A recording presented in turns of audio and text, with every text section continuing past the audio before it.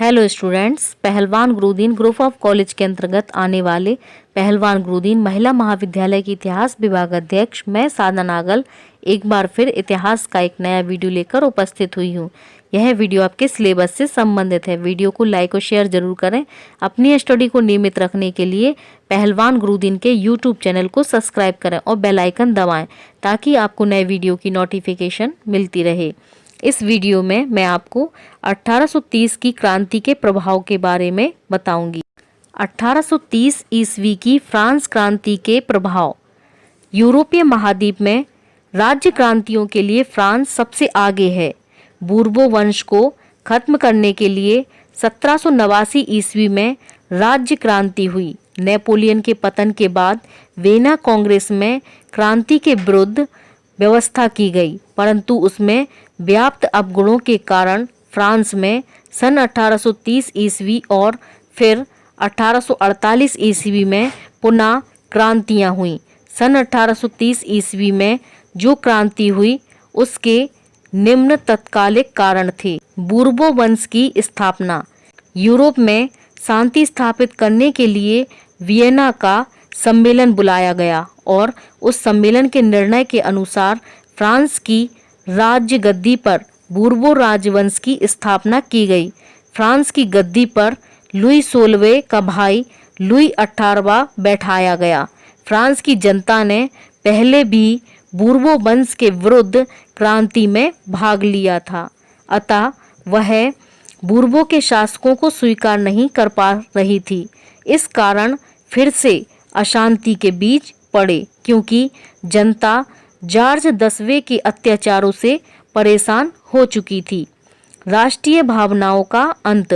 Vienna Congress ने यह कोशिश की कि समस्त यूरोप में निरंकुश शासन की स्थापना कर दी जाए। फ्रांस की गद्दी पर लुई 18वें को बैठाया गया था। वह पुराने विचारों का व्यक्ति था।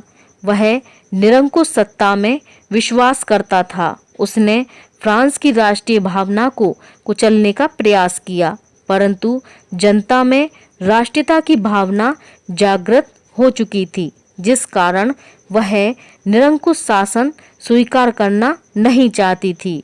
अतः एक क्रांति और आवश्यक हो गई। संवैधानिक राज्य सत्ता का ढकोसला।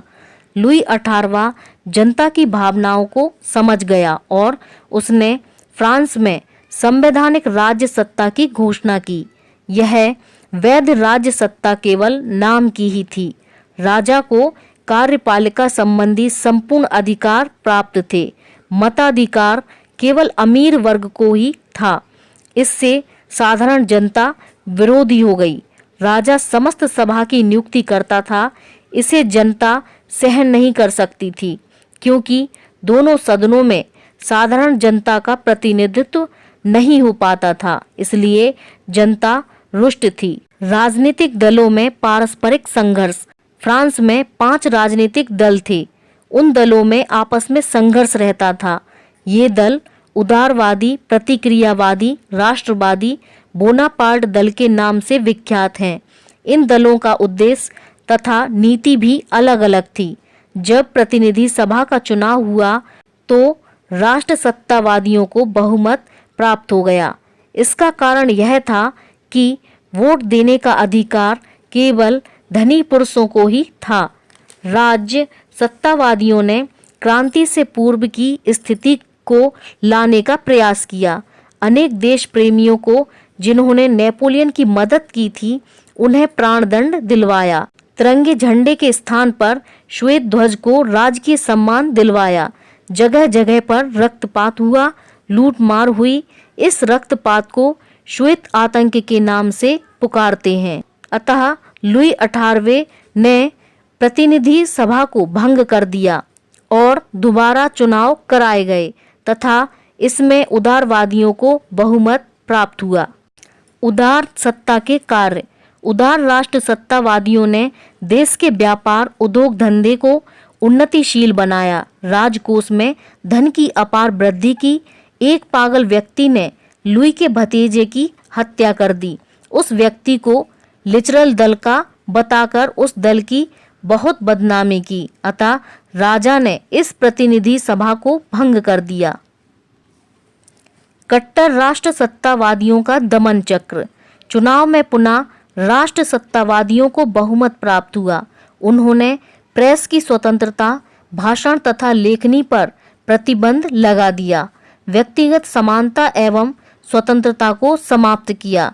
स्पेन में राष्ट्रवादियों के विद्रोह को दबाने के लिए सेना भेजी गई। इस सेना ने वहां दमन चक्र चलाया और एक निरंकुश शासक फर्डिनेंड को वहां का शासक बना दिया। इससे जनता ने विद्रोह कर दिया। चार्ल्स दसम का अत्याचारी शासन। लुई 18वें की मृत्यु के पश्चात उनका भाई चार्ल्स दसम के नाम से सिंहासन पर बैठा। वह उदारवादियों और क्रांतिकारियों का कट्टर दुश्मन था।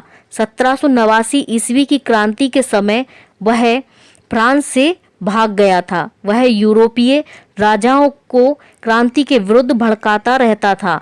राजा बनने पर उसने कुलीनों, सामंतों तथा पादरियों को उच्च पदों पर आसीन किया तथा प्रेस भाषण पर कठोर प्रतिबंध लगा दिए। उसने प्रभावशाली वर्ग का समर्थन किया तथा मताधिकार को अत्यंत सीमित कर दिया। उसने अत्यंत क्रूरता के साथ दमन चक्र चलाया। तत्कालीन कारण और क्रांति। चार्ल्स दशम का जुलाई अध्यादेश। चार्ल्स दशम ने एक चार्टर 26 जुलाई 1830 के माध्यम से अनेक दमनकारी कानून पास किए। उसने राष्ट्र प्रतिनिधि सभा को भंग किया और प्रेस की स्वतंत्रता को समाप्त कर दिया। उसने मतदान प्रणाली को अति संकुचित कर दिया। इस कारण अधिकांश जनता ने विद्रोह कर दिया क्योंकि वह मताधिकार से वंचित हो गई। उसके दमनकारी कानूनों ने आग में घी का काम किया। राष्ट्रवादियों ने जनता को शस्त्र विद्रोह के लिए उकसाया। लफायते ने इस क्रांति का संचालन किया। क्रांतिकारियों ने सेना का वीरतापूर्वक सामना किया।